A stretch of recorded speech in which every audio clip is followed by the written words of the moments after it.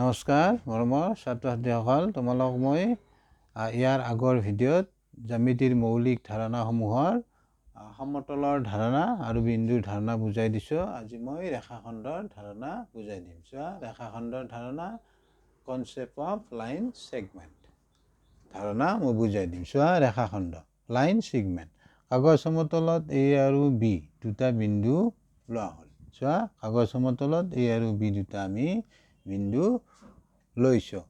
A বিন্দুৰ পৰা B বিন্দুলৈ যোৱা পোন পথটোক AB ৰেখাখণ্ড বোলে। চোৱা, A বিন্দুৰ পৰা B বিন্দুলৈ যোৱা পোন পথটোক আমি AB ৰেখাখণ্ড বুলি ক'ম। তাৰপিছত চোৱা, মূৰবিন্দু বা প্ৰান্তবিন্দু, ইয়াতে চোৱা A আৰু Bক, A বিন্দুক আৰু B বিন্দুক প্ৰান্তবিন্দু বা মূৰবিন্দু বুলি কোৱা হয়। চোৱা, মূৰবিন্দু বা প্ৰান্তবিন্দু A আৰু B সংযোগী ৰেখাখণ্ডক AB ৰেখাখণ্ড বা BA ৰেখাখণ্ডৰে লিখা হয়।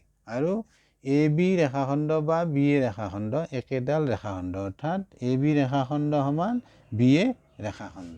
হ'লে বুজি, Aক আমি প্ৰান্তবিন্দু বুলি ক'ম, Bকো আমি প্ৰান্তবিন্দু বুলি ক'ম। হ'লে বুজি, A আৰু B এই বিন্দু দুটাক আমি প্ৰান্তবিন্দু বুলি ক'ম। পালা বুজি। তাৰপিছত আৰু AB ৰেখাখণ্ড বা BA ৰেখাখণ্ড একেডাল ৰেখাখণ্ডকে বুজাব।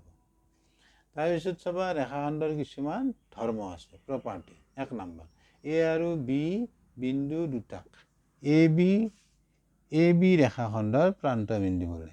চোৱা, আমাৰ AB ৰেখাখণ্ডৰ A বিন্দুটোক আৰু B বিন্দুটোক আমি কি বুলি ক'ম? প্ৰান্তবিন্দু বা মূৰবিন্দু। 2 নম্বৰ, চোৱা, A আৰু B বিন্দুৰ মাজৰ দূৰত্বক ABৰ দৈৰ্ঘ্য বোলে। চোৱা, A আৰু B বিন্দু দুটাৰ মাজৰ দূৰত্বক আমি ABৰ দৈৰ্ঘ্য বুলি ক'ম।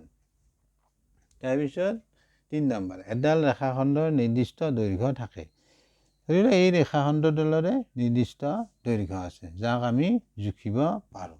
যেনে চোৱা, টেবুলৰ প্ৰান্ত, ব্লেকবৰ্ডৰ প্ৰান্ত বা কিতাপৰ প্ৰান্ত জুখিব পাৰোঁ।